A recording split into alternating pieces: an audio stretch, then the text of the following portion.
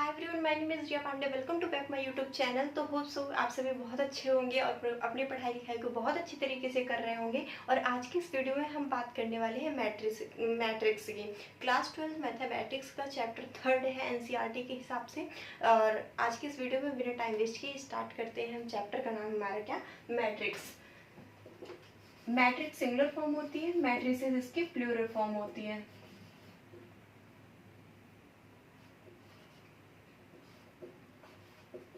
Matrices, okay. Chapter का नाम है हमारा क्या, मैट्रिसेस। फर्स्ट ऑफ ऑल हम ये जानेंगे कि मैट्रिक्स होता क्या है, हमें मैट्रिक्स की नीड क्यों पड़ी, हम मैट्रिक्स को क्यों यूज करते हैं। तो आप सा फंडा ऐसा समझिए कि मैट्रिक्स क्या होती है। अरेंजमेंट, किसी भी चीज़ों का अरेंजमेंट, चाहे जरूरी नहीं हो मैथमेटिक्स से रिलेटेड हो, अगर आप इन जनरल फॉर्म में भी देखो, हर एक चीज़ का अरेंजमेंट करना बहुत ज़्यादा ज़रूरी होता है। किसी भी चीज़ का अरेंजमेंट ले लो, तो इसमें मैट्रिक्स में क्या होता है कि एलिमेंट का हम अरेंजमेंट पढ़ेंगे, नंबर्स का अरेंजमेंट पढ़ेंगे, फंक्शन का अरेंजमेंट पढ़ेंगे। तो अरेंजमेंट यानी चीज़ों को अरेंज करना ही हमारा जिस वे में हम चीज़ों को अरेंज करते हैं वो हमारी क्या होती है, मैट्रिक्स होती है। जैसे मैट्रिक्स की अगर मैं डिफिनेशन की बात करूँ कि मैट्रिक्स की डिफिनेशन क्या होती है हमारी, a matrix is order rectangular. क्या होती है अ मैट्रिक्स, अगर मैट्रिक्स की मैं डिफिनेशन की बात करूं, अ मैट्रिक्स इज ऑर्डर्ड, ये ऑर्डर्ड फॉर्म में होती है, ऑर्डर्ड रेक्टेंगुलर फॉर्म। अब रेक्टेंगुलर क्या होती है वो तो आपको पता ही होगा। Rectangular array of number, array of number, array of number और फंक्शन, एरे ऑफ नंबर और फंक्शन। दैट मीन्स आप ये कह सकते हो कि किसी भी नंबर्स का और फंक्शन का अरेंजमेंट किस वे में, लेकिन रेक्टेंगुलर वे में।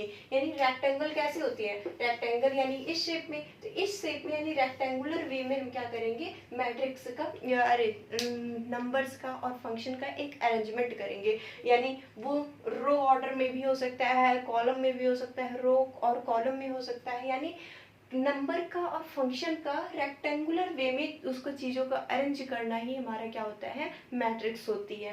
क्या बात क्लियर है। मैट्रिक्स क्या होती है, नंबर और फंक्शन को रेक्टेंगुलर वे में अरेंज करना हमारा मैट्रिक्स होता है। नंबर और फंक्शन को रेक्टेंगुलर वे में अरेंज करना हमारा क्या होता है, मैट्रिक्स कहलाता है। ठीक है, मैट्रिक्स कहलाता है। तो जैसा कि हमने यहाँ पे क्या कहा, नंबर और फंक्शन, यानी जिस चीज को आप उसमें अरेंज कर रहे हो, जिस चीज को आप उसमें अरेंज कर रहे हो, क्या नंबर हो गया, हमारा फंक्शन हो गया। तो ये नंबर और फंक्शन हमारे क्या होते हैं, एलिमेंट होते हैं, एलिमेंट होते हैं। अगर मैं बात करूं एलिमेंट ऑफ मैट्रिक्स,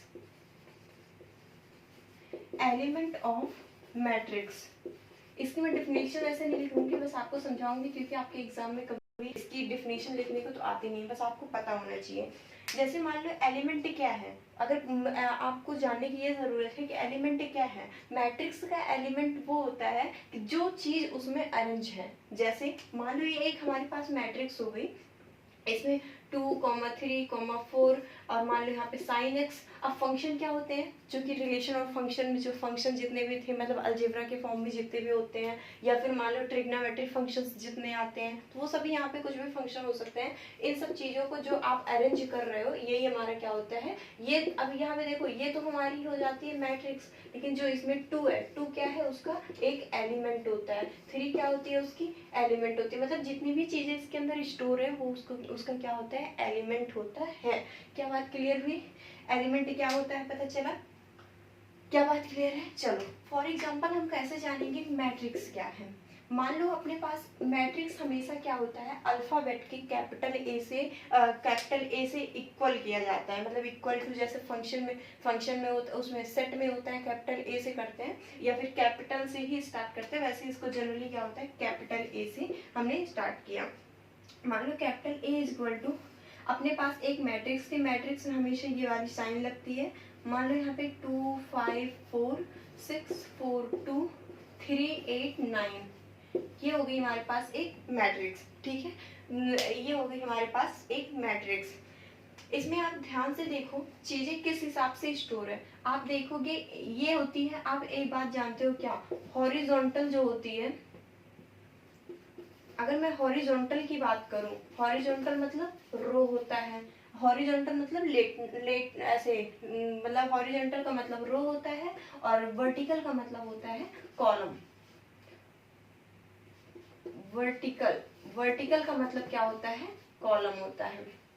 क्या बात क्लियर है? हॉरिजॉन्टल का मतलब होता है रो और वर्टिकल का मतलब होता है कॉलम वाइज। हॉरिजॉन्टल का मतलब रो वाइज और वर्टिकल का मतलब कॉलम कॉलम। तो एक आप देखो कि एक रो आपको ये दिख रही है, एक रो आपको ये दिख रही है, एक रो आपको ये दिख रही है। तो ये जितने हॉरिजॉन्टली आपको दिख रहे हैं इसको हम क्या कहते हैं, रो कहते हैं। इसको हम क्या कहते हैं, रो कहते हैं। और जितना आपको कॉलम वाइज दिख रहा है, ये जितने आपको कॉलम दिख रहे हैं इसको हम क्या कहते हैं, सॉरी ये आपको वर्टिकली जितने दिख रहे हैं इसको हम क्या कहते हैं, कॉलम कहते हैं। क्या रो और कॉलम पता चला कौन सा होता है? क्या रो और कॉलम पता चला? हाँ, जैसे कि हम जानते हैं जो हॉरिजॉन्टल होता है, हॉरिजॉन्टल को हम रो कहते हैं और वर्टिकल को हम कॉलम कहते हैं। क्या बात क्लियर है? इतनी बात क्लियर हो गई हो तो बता दो। ठीक है, अब आप देखोगे कि रो को हम किससे, रो को हम एम से लिखते हैं। इस बात को दिल और दिमाग में छाप के रख लो।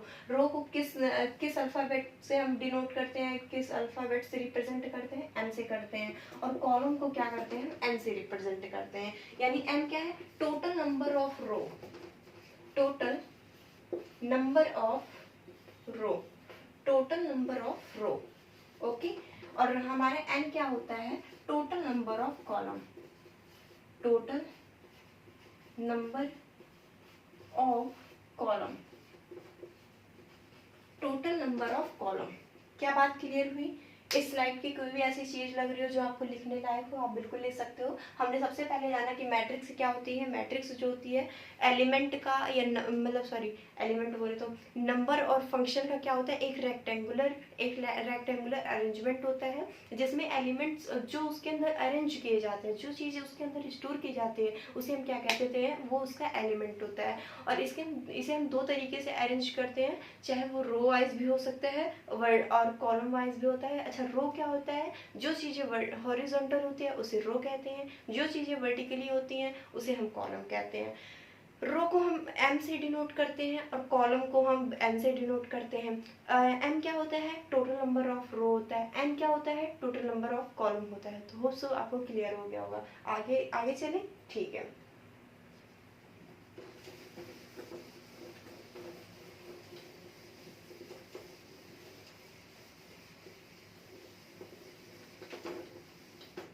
जैसे मान लो आपके पास एक मैट्रिक्स है, मान लो हमने कैपिटल बी से उसको डिनोट किया है और एक है 2 3 -2 1 और 4 और 2 है, ठीक है।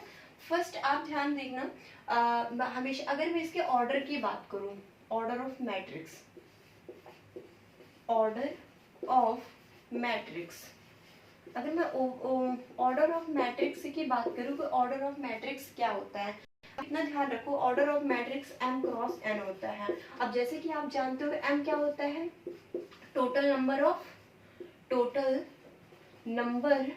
Of column, sorry row, total number of row होता है। n क्या होता है हमारा, टोटल नंबर ऑफ कॉलम होता है,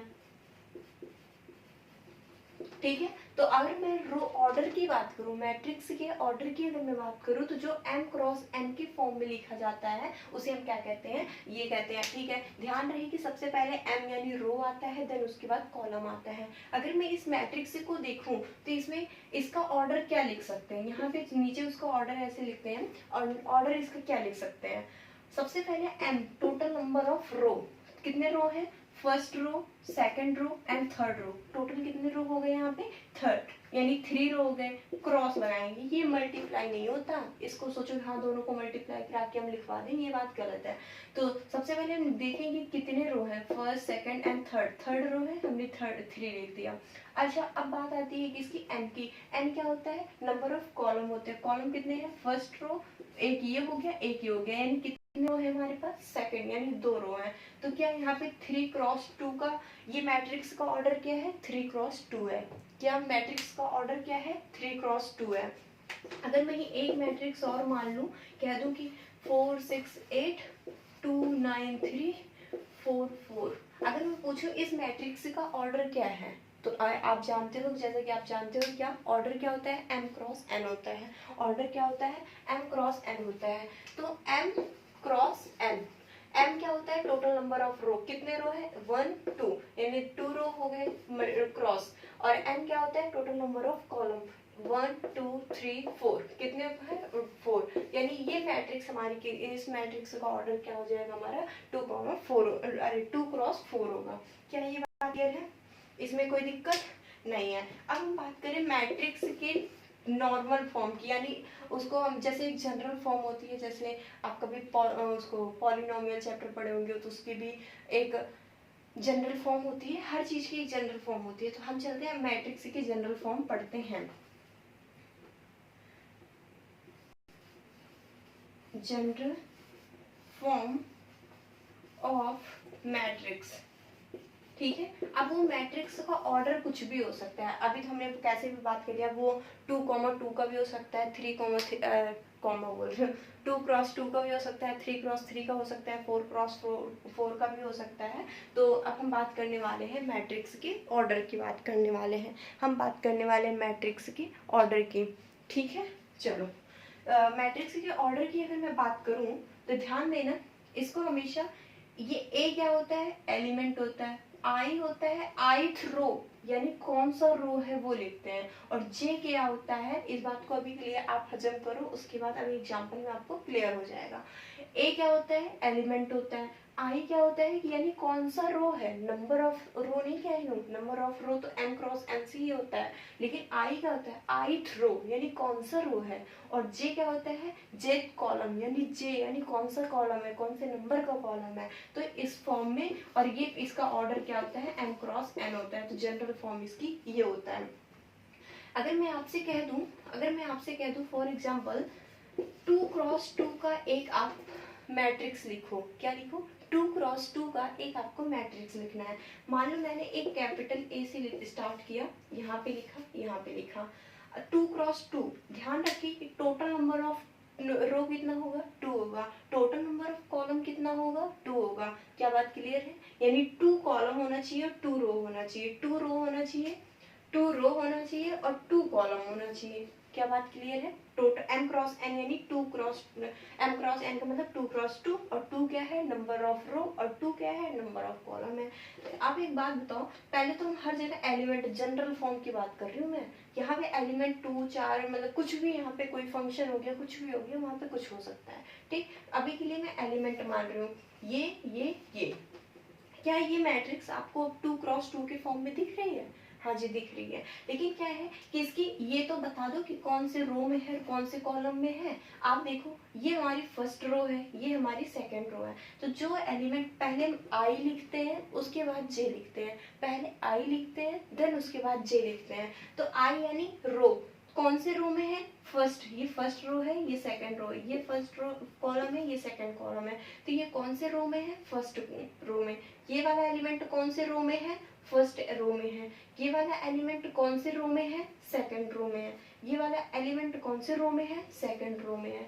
is it clear, have you any doubt, okay. अगर मैं कॉलम की बात करूँ अब जे की, यहाँ इसके साथ में क्या लिखना है हमको, जे लिखना है। तो जे की अगर मैं बात करूँ तो ये कौन से कॉलम में है, फर्स्ट कॉलम में, ये कौन से कॉलम में है, सेकंड कॉलम में, ये कौन से कॉलम में है, फर्स्ट कॉलम में, ये कौन से कॉलम में है, सेकंड कॉलम में। तो then we can say this is the general form of the 2 cross 2 matrix. Order क्या हो गया इसका, 2 क्रॉस 2। तो होप सो कि आपको ये समझ में आया होगा। इससे बड़ा वाला एग्जांपल हम नेक्स्ट वीडियो में कवर करते हैं, देन आगे के प्रोसेस हम नेक्स्ट वीडियो में सीखने वाले हैं। होप सो कि आपको ये क्लियर हो गया होगा। एक बार जहाँ भी डाउट हो रहा हो आप एक बार अगर नहीं समझ में आ रहा है तो आप कमेंट करके पूछ लीजिए, अदरवाइज वीडियो को फिर से देखिए। होप सो कि आपको समझ में आया होगा। तब तक के लिए बाय बाय, टाटा, मिलते हैं नेक्स्ट वीडियो में।